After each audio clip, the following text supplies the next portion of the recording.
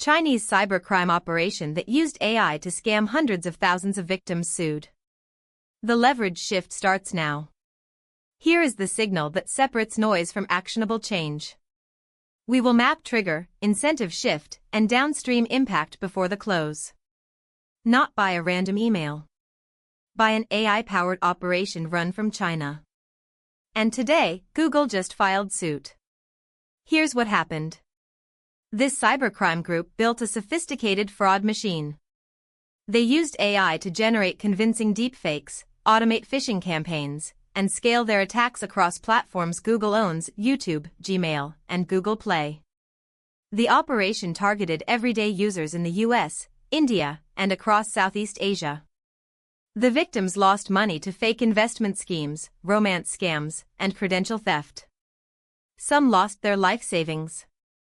Why this matters right now: Google's lawsuit isn't just about shutting down one gang. It's a signal that AI-powered crime has crossed a threshold. When cybercriminals can use the same generative models available to startups and enterprises to automate fraud at scale, the cost of attack drops dramatically while the reach explodes.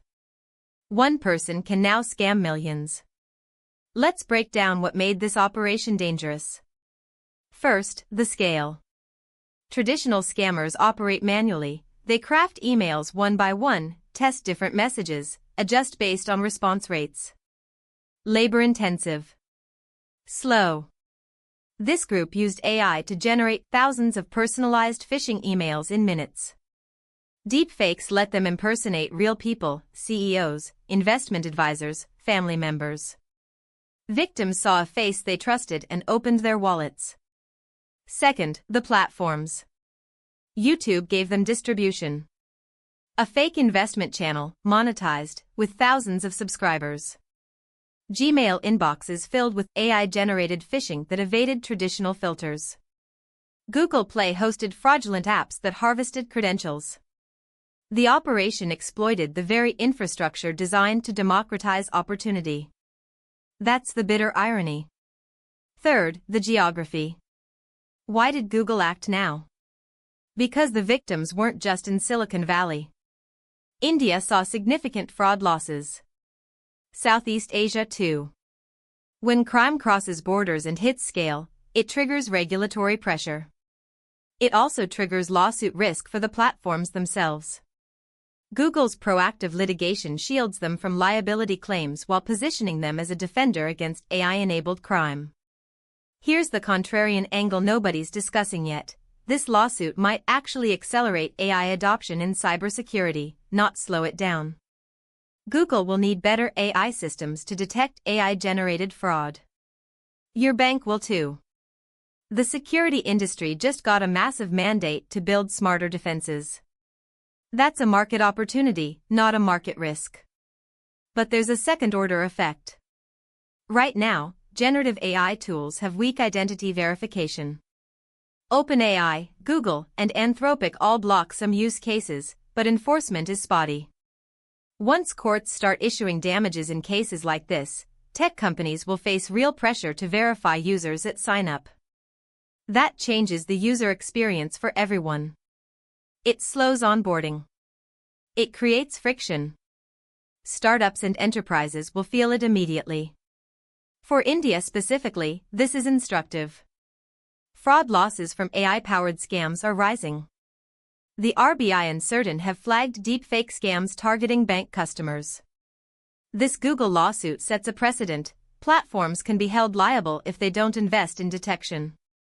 That means Indian fintechs, banks, and crypto platforms will need to spend more on AI-powered fraud detection. Cost goes up. Those costs get passed to users through higher fees or lower yields. It's not immediately visible, but it's real. What changes next? 3 things. First, expect more litigation. Google's suit will inspire copycat lawsuits from other platforms and victims groups. Class actions are already forming. Second, watch for regulatory action. The FBI, European authorities, and Indian law enforcement will coordinate to dismantle the underlying operation.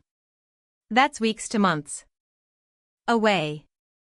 Third, Look for a shift in how AI model providers verify use cases.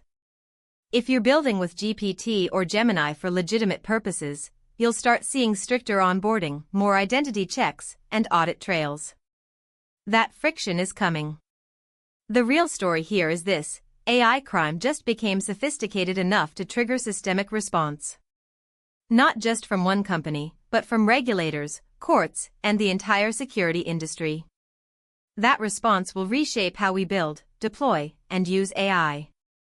It'll be more costly, more regulated, and more fragmented across jurisdictions. For legitimate builders, that's a headwind. For security vendors, it's a tailwind. For users, it means less frictionless AI products but better fraud protection. This lawsuit is the moment the AI industry shifts from a move-fast era to a defend-and-verify era. Watch how it unfolds.